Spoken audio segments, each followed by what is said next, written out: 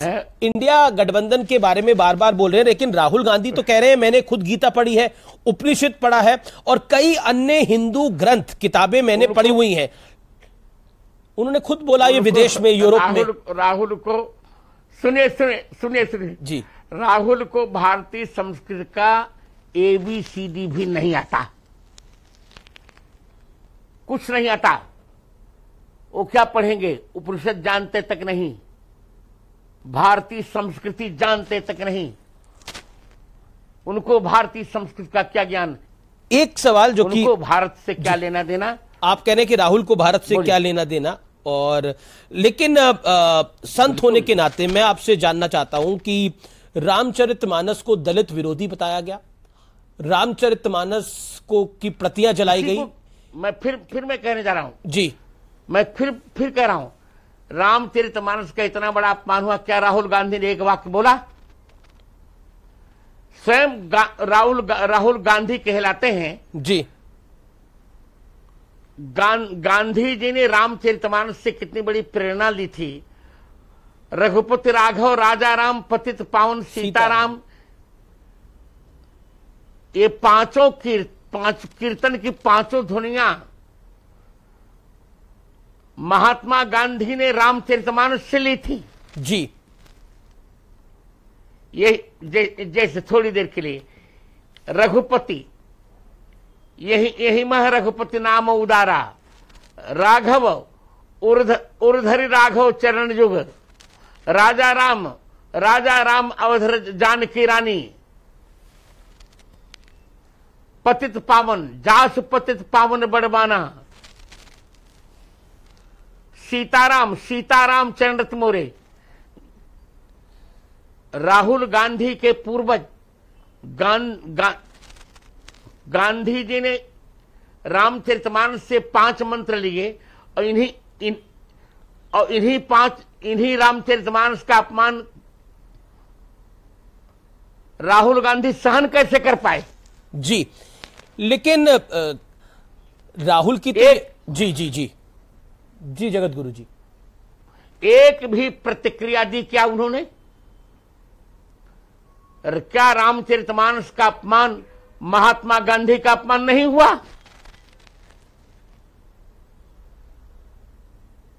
क्या रामचरितमानस का अपमान भारतीय संस्कृति का अपमान नहीं हुआ?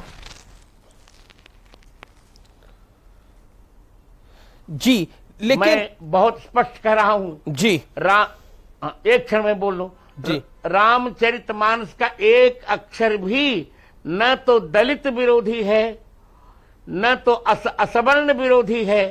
रामचरितमानस एक ऐसा ग्रंथ है जहां राम राज्य में चारों वर्ण के लोग राम जी के राजघाट पर स्नान करते हैं। राजघाट सब विध सुंदर बर, मज्जह जहां वर्ण चार उनर। जगत गुरु जी, आप बहुत पढ़े लिखे हैं। आपसे जब मैं सवाल पूछता हूं तो मुझे खुद कई बार सोचना पड़ता है ये सवाल मैं आपसे पूछूं कि नहीं पूछूं, लेकिन फिर मन करता है कि अगर आपसे नहीं पूछूं, आपका स्नेह नहीं, फिर मन कहता है कि अगर आपसे नहीं पूछूंगा तो किससे पूछेंगे सवाल। ये देश आपको इस समय सुन रहा है, लाखों करोड़ों व्यूअर्स हमारे आपको इस समय सुन रहे हैं और सब एक चीज को जानना चाहते हैं। ये सवाल मैं इसलिए पूछ रहा हूं क्योंकि बार बार कई पॉलिटिकल पार्टियों के नेता आपको पॉलिटिकल एजेंट कह देते हैं एक विशेष दल का, भारतीय जनता पार्टी। नहीं, मैं फिर कह रहा हूं जी अमीश जी, मैं शपथ पूर्वक कह रहा हूं, मैं पॉलिटिकल एजेंट नहीं हूं। मैं सनातन धर्म का था, सनातन धर्म का हूं और सनातन धर्म का ही एजेंट रहूंगा। जी, चलिए, लेकिन एक जी जगत गुरु जी बोलिए। जो सनातन धर्म का पक्ष लेगा जी, वो मुझे प्रिय रहेगा। आपसे एक सवाल मैं पूछना चाहता हूं, संत होने के नाते आपको हनुमान चालीसा में एक पंक्ति आती है, शंकर सुवन केसरी नंदन, लेकिन इसका अर्थ क्या शंकर स्वयं केसरी नंदन है? अगर आप थोड़ा सा संक्षेप में बता पाए गुरुवर।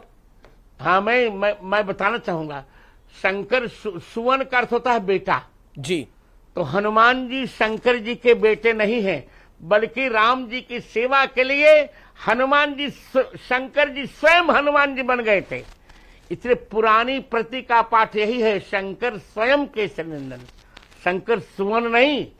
कभी हनुमान जी को किसी शास्त्र ने शंकर जी का बेटा नहीं कहा, बल्कि यही कहा कि शंकर जी स्वयं हनुमान जी बन के आ गए। तो ये पंक्ति है शंकर स्वयं केसरी नंदन, शंकर सुवन नहीं है जी। पुरानी प्रति देखिए 4 अशुद्धियां हैं। शंकर स्वयं केसरी नंदन एक, और दूसरा सब पर राम तपस्वी राजा गलत है, सब पर राम राय सिर ताजा 2।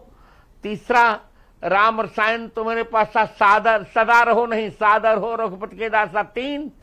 और चौथा जो 7 बार पाठ कर कोई नहीं, यह 7 बार पाठ कर जोई छोटे बंद महासुख होई। जी जी, राम मंदिर का उद्घाटन होगा जनवरी के महीने में, लेकिन उसके उद्घाटन से पहले ही उद्धव ठाकरे कह रहे हैं कि जब कोई ट्रेन आएगी तो गोधरा टाइप का हमला होगा, यह भी प्लानिंग का एक हिस्सा हो सकता है।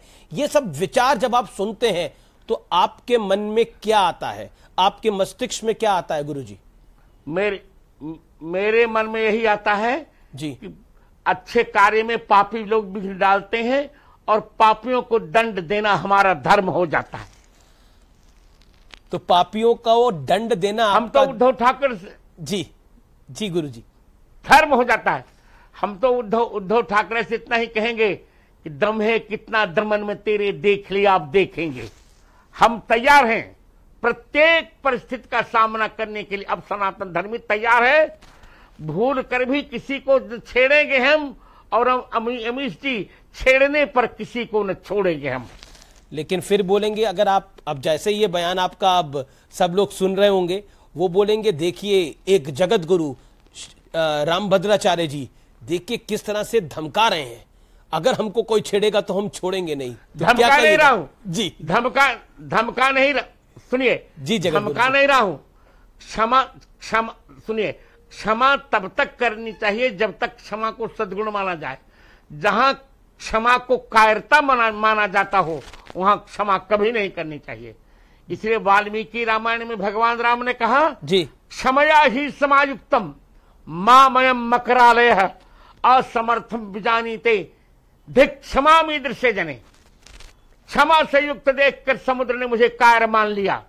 जब क्षमा को नपुंसकता माना जाए तब क्षमा नहीं करनी चाहिए। और भारत माता की रक्षा के लिए पूर्ण रूप से सबको, और विशेषकर सनातन धर्मावलंबियों को तैयार रहना चाहिए। ये भी कहा जाता है भय बिन होए न प्रीत, जब भगवान रामचंद्र जी समुद्र से प्रार्थना कर रहे थे। मैं तो सुनिए, मैं तो यही कहूंगा कि ओम शांति शांति शांति ये नारा बुद्धों का हो चुका, अब तो इसको ओम क्रांति क्रांति क्रांति कह देना चाहिए।